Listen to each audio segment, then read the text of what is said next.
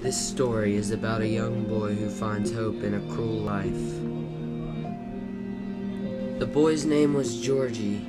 Georgie had to endure many awful things in his life for such a young boy. He had to deal with his almost always intoxicated mother and her abusive boyfriend Steve. He had a terrible school life as well. Georgie was not well behaved, but you can see why. He had once set a fire underneath his teacher's car, and for this she hated him. She would yell at him because he couldn't learn the words she wrote on the chalkboard. She would not correct the other children if they laughed at him, and she had even written on his permanent record that he was retarded. The only way Georgie could escape was through his flower book. He would get so wrapped up in the colorful pictures that he would forget all of his troubles. One day, Georgie came home from school and his mother had sent him to get food from the grocery store.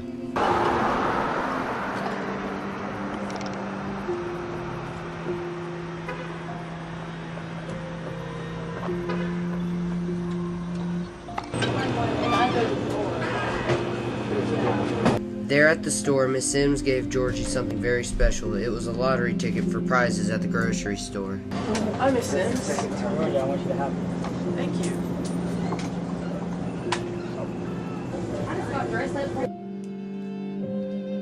Hey, you want me to call him?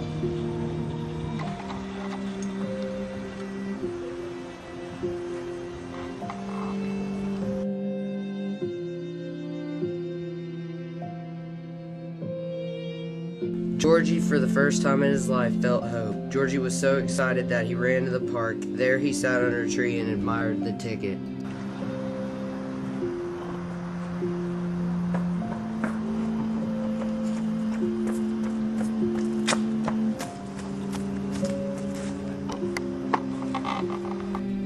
Georgie soon lost track of time, and nighttime soon progressed its way into the sky. 866274926. Georgie eventually went home, but when he got there, a nasty surprise was waiting for him.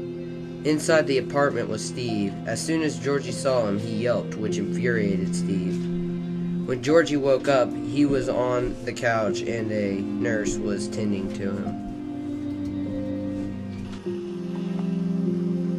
Get down, you're hurt. Get down.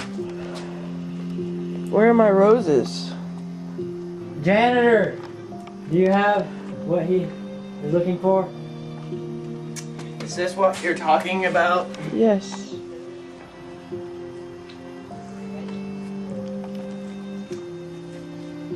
Soon, Georgie was taken to a school for boys, where he met Timothy and Sister Mary Angela. Across from the school, there was a house. Mrs. Harper was the woman who owned the house. Her husband and son had both died in a car accident. She had a beautiful garden. It was so beautiful that as soon as Georgie saw it, he knew he had to plant his rosebush there. One night, Georgie snuck out and planted the rosebush in the garden.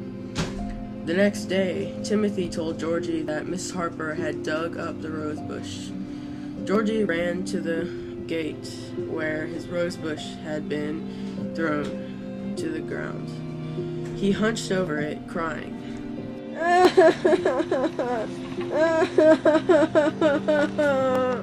While Georgie was crying, Miss Harper saw the scars on his back. An infection had started through the wounds. Over the days, Georgie had been in his room getting over his sickness. Soon, Sister Mary Angela told Georgie that they found a spot in Mrs. Harper's garden for the rose bush, and that Mrs. Harper had even paid his tuition. Georgie still didn't like Miss Harper, though. Soon, Georgie was able to see the rose bush, but he couldn't wait, so he snuck out at night into the garden and slept with the rose bush.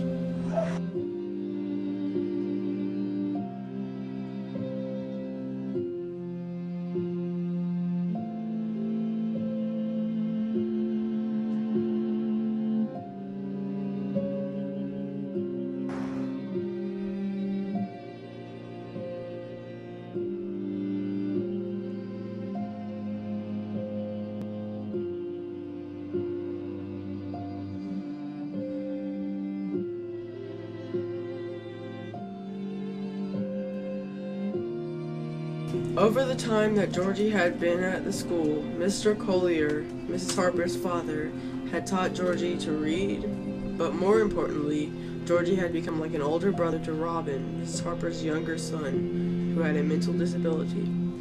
Sometimes Georgie would even read to Robin. So the angry elephant went over the hill, and the squirrel followed him. And the squirrel had an idea. He wanted to take the angry elephant. Robin would wait at the gate each day for Georgie, but one day Robin got out and went down to the lake by himself. He went to the lake because he and Georgie would feed the ducks.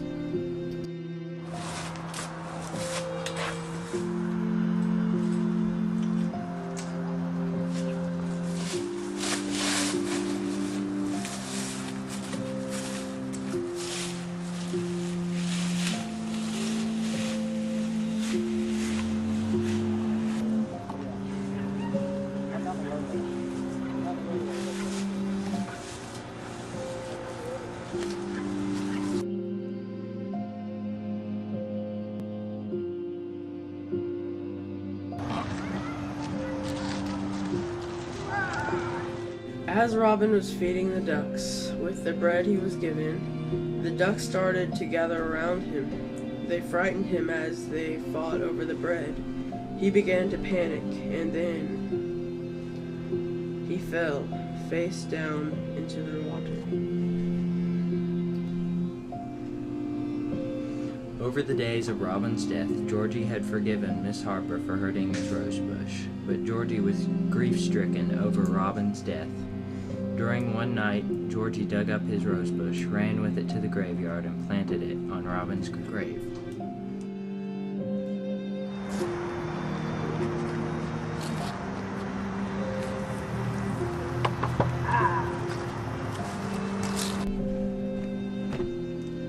Soon after, Miss Harper came up to Georgie. She told him that he didn't have to plant his rosebush there, but Georgie said that he could bear it and that he was old enough, and that Robin needed it more.